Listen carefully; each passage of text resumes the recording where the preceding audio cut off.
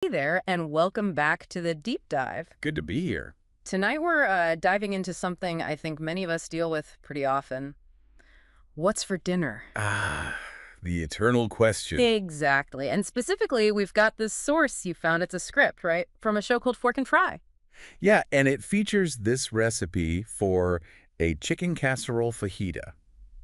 Sounds intriguing. It does. So, our mission for this deep dive is to really unpack what makes this recipe tick. Not just the food itself, but also the thinking behind it. Right, the philosophy. Yeah, we want to pull out the key stuff about making quick, comforting meals and also dig into why this source keeps talking about real kitchen experience. Okay, let's get into it. Okay, let's unpack this. So the first thing that, jumped out at me from the script was how relatable it starts. Mm-hmm. It talks about that moment staring at leftover chicken, pantry staples, wondering what on earth you can actually make. Oh, yeah, been there many times. Right. And this chicken casserole fajita, it seems like it comes directly out of that situation. Yeah. That common, weeknight problem. Totally.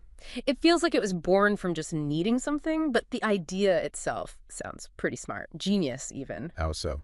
Well, they're taking those classic fajita flavors, the smoky spices, the peppers and onions. The Tex-Mex vibe. Yeah, and mixing it with, the ultimate comfort food format.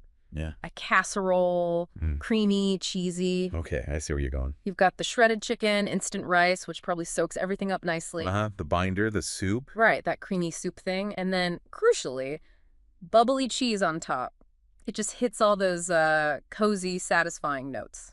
And the source really pushes the practicality angle.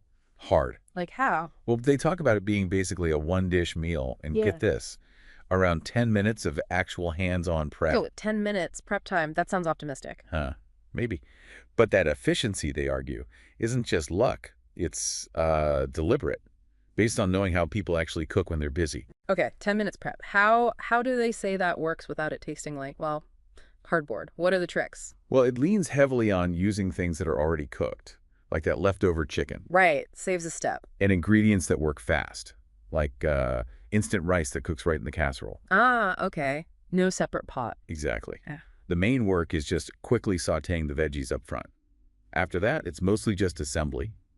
It does use convenient stuff like the creamy soup, but it balances it, they say, with fresh things like the peppers and onions for flavor. Okay, that makes more sense now. Smart assembly, let the oven do the heavy lifting, and you can sort of see that real kitchen experience idea coming through there, can't you? Totally. Someone who's actually faced that weeknight rush knows where you can cut corners without disaster striking. Precisely. And that's where their whole philosophy, the one the source explicitly mentions, real people, real food, with real stories, starts to feel, well, substantial. So it's not just a tagline. It seems like they're positioning it as the basis of their expertise. They're not just giving you steps. They're sharing knowledge that comes from actually doing it over and over. That real-life kitchen experience, that's their claim to authority, their authoritativeness. So that focus on experience, Yeah. it's basically their way of building trust, showing their credibility. I think so, yeah. For you listening, it suggests their recipes might be, more reliable, maybe more forgiving if you're not a pro chef. Easier, not fancier.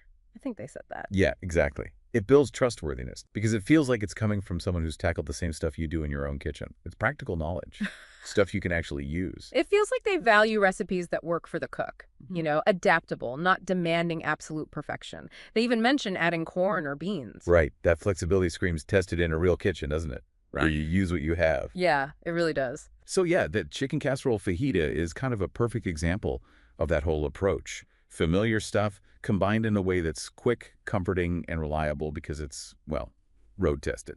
Okay, so wrapping up this deep dive. We've looked at this chicken casserole fajita recipe as a pretty clever fix for the what's for dinner panic. Uses easy ingredients, minimal fuss. Quick and comforting. And we've tied that back to the fork and fry philosophy, seeing how their emphasis on real-life kitchen experience isn't just talk. It's presented as the source of their expertise, making their stuff feel more trustworthy and, frankly, useful for you. Exactly. And that brings up, I think, an interesting question for you to mull over. Oh. When you're looking for a recipe, what actually makes it valuable to you? Is it just the ingredient list? Or does knowing that it comes from genuine, tested, real kitchen experience That EEAT factor, the experience and expertise, make it feel more, I don't know, solid, more trustworthy. Hmm, that's a really good point to think about. What makes you trust a recipe source? We've explored how practicality and lived experience shape comfort food like this.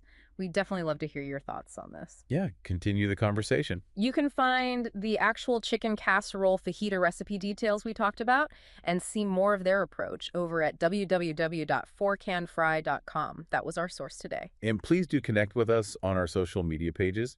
Tell us about your go-to comfort foods or what makes a recipe feel trustworthy to you. Maybe even give this casserole a whirl and let Fork and Fry know how it went. Let's keep talking about what makes food really meaningful. Sounds great. Until next time on The Deep Dive.